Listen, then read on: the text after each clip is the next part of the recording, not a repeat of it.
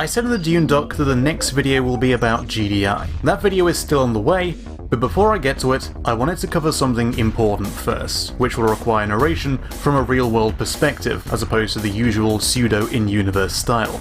So let's replace the EVA logo to represent that. Question: how exactly does Red Alert tie in to the Tiberium universe? Oh, if you never played Red Alert in the last 23 years and have been holding out for the remasters, spoilers right from the get-go. But come on, 2 weeks rule. There are 3 universes in Command & Conquer: Tiberium, Red Alert, and Generals. They're all self-contained, but the first Red Alert game displayed unambiguous ties to the first C&C. It was a prequel, though the fact that it was related to the story was a surprise twist, not the main purpose of the narrative. I don't have a source on this other than second-hand hearsay, but I'm led to believe that Red Alert was originally supposed to have 2 canonical campaigns, in the same vein as Firestorm and Tib Wars.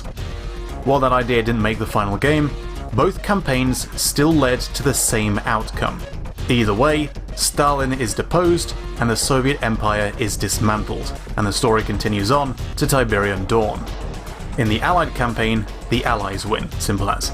In the Soviet campaign, Kane himself turns out to be Stalin's personal advisor, and when Stalin claims victory, he is killed, with a revelation that the Brotherhood has infiltrated the Union and has orchestrated the entire thing.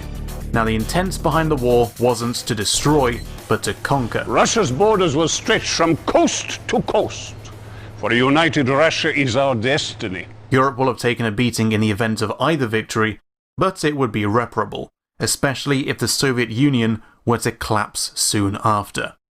So, both campaigns by design can lead to Tib Dawn, with Soviet victory having only been brief.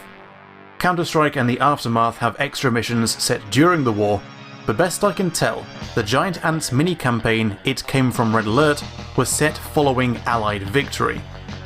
Here, the Allies are coloured gold and have access to some Soviet tech like the Mammoth tank.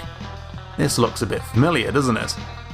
Maybe the Giant Ants are canon, and maybe they're not. I don't put a huge amount of stock into it, same with Funpark. But it is implying a link between the Allies and GDI, which I'll go more into next time. Now, if events in one campaign's timeline do not contradict the other campaign's timeline, then I think it's reasonable to assume that said events probably happened in both. Whether this mini-campaign happened or not, I think it's reasonable to conclude that following Soviet victory and subsequent dissolution, the Allied nations, or whatever's left of them, most likely appropriated Soviet tech. Then we get to Tib's Son, starting the trend of each sequel following on from the previous game's Good Guys ending. Same goes for Red Alert 2, which unambiguously follows on from the Allied victory in Red Alert 1. This, to me, is a soft retcon. Previously, we had 2 campaigns which both had different events, but which led to the same conclusion. One of these campaigns is now redirected to lead into Red Alert 2, leaving just the Soviet campaign leading to Tib Dawn. Does this cause any problems with the story?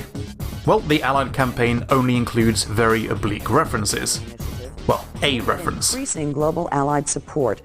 This proposal calls for the formation of a global defense agency to be temporarily established in an as-yet unnamed European capital. This could easily be written off in a Red Alert timeline as, well, the agency was never formed, or it was dissolved without nods to fight, or we never see it, or any number of handwaves. The Giant Ants mini-campaign is dubiously canon, as we've said, and crucially, Kane never appears in the Allied campaign. In the Red Alert universe, there is no Kane, there is no Nod nor Tiberium on Earth. For more on this, check out the Red Alert chronology doc, there's a load more detail on this topic there, and I'll be referencing some concepts it explains. Nadia gets a mention in the Allied campaign, but she could just be a regular Soviet here and not a Nod agent. No Kane, no Nod. There is this man though, who I have a feeling may have been played by Joe Kukan going by the suit, but it's far too blurry to be conclusive, and even if Joe played this character, doesn't necessarily mean it's Kane. Also, since when does Kane wear a hat? Remember, the Allied campaign is canon to Red Alert 2, and there is no Kane in that universe. The Soviet campaign, on the other hand, unquestionably features Kane and Nod. This temporary chaos in Europe will only help to fuel the Brotherhood's cause. The way I see it, if Kane exists, his meddling gives the Soviets the upper hand and they win. If Kane doesn't exist, the Allies win. For more on Schrodinger's Kane, again, here you go. When the first Decade collection was released, it included references to the 3 separate universes, which fans naturally took as a retcon of the Tib universe events in Red Alert 1. This is especially notable since no game since Red Alert 1 has ever referenced events outside of its own universe, with the exception of things that can just be passed off as Easter eggs. That is, until Scene C3. Tib Wars had a bunch of extra lore material inside and out of the game, including Kane's criminal dossier. Quote, "It is interesting to note that classified CIA intel files reveal the presence of a man closely resembling Kane, blank. Obviously, this would make Kane's present-day age near 125, and therefore the connection is impossible. Unless, of course, there were any truth to the notion of the man being immortal. We do know that Kane is at the very least extremely long-lived, so despite the author's doubts, this is entirely possible. Joe Kukan was born in 1965, which would have made him around 32 during the filming of Red Alert 1. This in-universe dossier was written in 2030. 125 minus 32 is 93. Take that off 2030, and we have 1937, circa the year to which the dossier is referring. We don't know exactly when the alternate Second World War of Red Alert 1 took place. To my knowledge, the only dates ever mentioned in that game are in the original timeline when the original Einstein goes back in time, but this is not the Einstein that appears in the campaigns. The war does not necessarily start in 1946. My best guess is somewhere in the 40s or 50s, perhaps 1943 if the old Red Alert website is to be believed, though the dates in some of its pages are all over the place, suggesting the GPS in Red Alert is impossibly anachronous, and the site may have been based on the original concept of setting Red Alert 1 in 1970, even though Red Alert 2 is set in 1972 and Einstein and Stalin were dead by then. We could do a whole video on that topic. However, Stalin had been General Secretary of the Soviet Union since 1922. So that kind of adds up.